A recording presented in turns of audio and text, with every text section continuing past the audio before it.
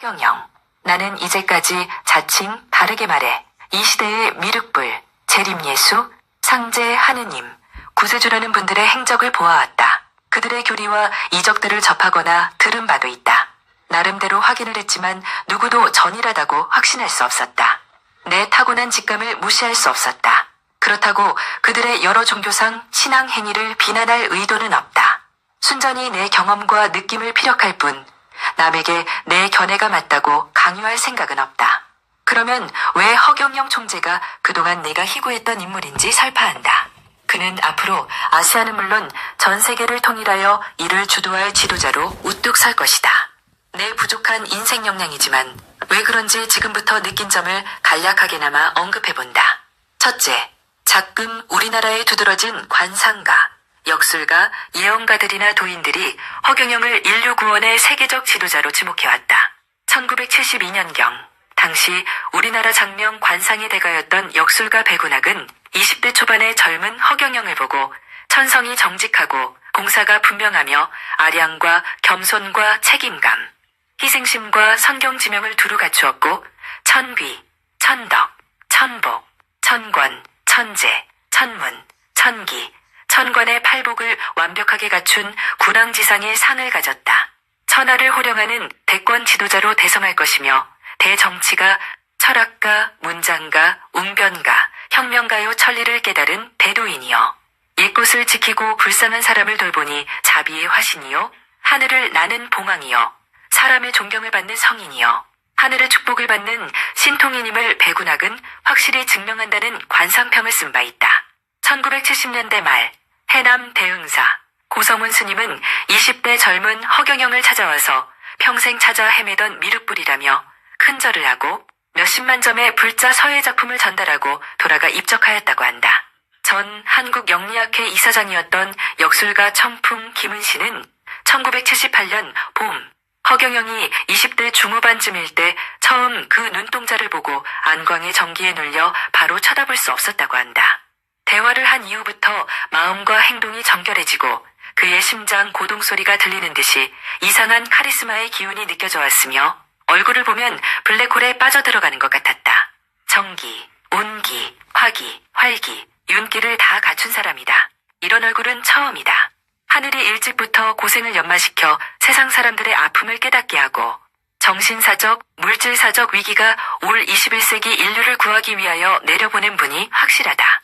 천이지혜, 고니지혜, 학이지혜가 완벽하게 어우러진 대정치가요. 미래세계 선견지명과 해안을 가진 강력한 카리스마의 지도자로서 장차 인류를 구원할 수 있는 유일한 인물이라고 했다. 아직도 편견을 갖고 허경영 총재의 일면만을 단점으로 부각시키는 부류가 있다. 또한 잘못 방영된 과거의 보도 중 일부를 악의적으로 짜깁기 하여 방영하면서 희화화하거나 바보처럼 까뭉개는 방송사가 있다. 그들 뒤에는 국민을 만만히 보고 국민 위에 군림하려는 오랜 기득권 세력이 숨어 있을 것이다. 천벌을 받고도 남을 일이다. 부분적, 근시안적 안목에서 벗어나 원대하고 전체적인 통찰력이 요구된다. 결국 우리 국민 개개인이 부단히 깨어 있어야 하고 필요시 주권을 제대로 행사하여야만 이들이 발붙이지 못할 것이다. 둘째, 허경영은 청렴성과 인류애를 타고났다. 허경영 총재가 청렴성을 지도자의 최고 덕목으로 강조할 만큼 스스로 타고났다는 것은 그의 자서전 곳곳에 그대로 묻어난다. 또한 나라에 돈이 없는 것이 아니라 도둑놈이 많다는 그의 구호만 보아도 알 수 있다. 허경영 총재가 세계 연방 지도자를 꿈꾸며 만반의 준비를 해온 이유는 무엇일까? 그것은 정녕 한민족은 물론 장차 지구촌 인류를 구휼하기 위해서일 것이다. 이는 크나큰 공의와 박의 정신의 소유자라야 가능할 일이다. 넘치는 인류에는 천부적으로 타고난 마음 씀씀이어야지 보통 사람으로서는 엄두도 낼 수 없다. 세계 여러 곳에서 찾아오는 수많은 사람들의 고민 상담이나 애로 해결은 물론 그동안 부르자를 위해 베풀어온 선행만 보아도 알 수 있다. 그의 성정으로 보아 드러나지 않은 선행이 훨씬 더 많을 것이다. 셋째, 허경영은 매사에 융통성을 지닌 원칙주의자이다. 허경영 총재가 일관된 원칙주의자라는 것은 약 30년 동안 주장해온 3.3 정책 추진만 보아도 알 수 있다. 미래에 도래할 세상을 앞서 예단하고 대비책을 제시하는 능력은 타의 추종을 불허한다. 가히 예언가 중의 예언가요. 실제 현실에 적용코자 준비하는 실천가 중의 실천가라 할 만하다.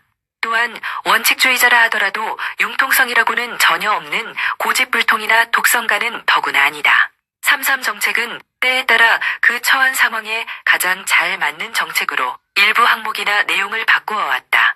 시의적절하게 융통성을 발휘한 것이다. 넷째, 허경영은 본인의 생각과 할 일을 만천하에 공개적으로 다 밝히고 있다. 허경영 총재는 정치, 경제, 사회, 문화, 어떤 분야든지 인문학, 자연과학 할 것 없이 세상만사 만이군상에 관해 강연 교환도 없이 사자우처럼 말을 토해낸다. 지난 1980년대 중후반 도울 김용옥의 고전 강론에 이끌려 동숭동 강좌를 드나들었던 적이 있다. 그때 신선했던 만큼 아련한 추억처럼 내 몸에 희미하게 스며져 있다.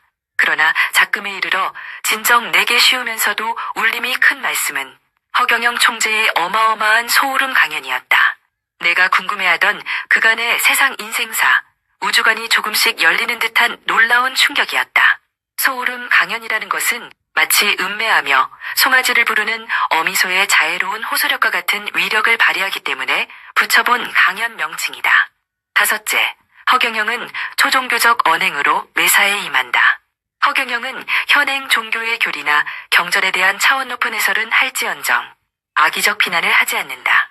어느 한 종교를 두둔하지도 않는다. 그의 강연은 우주 삼라만상에 대한 초종교적 가르침이며 누구나 자기 수준에 맞게 받아들일 수 있다. 지구촌 어느 명강사도 할 수 없는 교훈적이고 감동적이며 신비스러우리만큼 놀라운 내용들이다. 향후에는 허경영 총재의 어록들이 새시대 인류 최고의 경전이 되리라고 확신한다.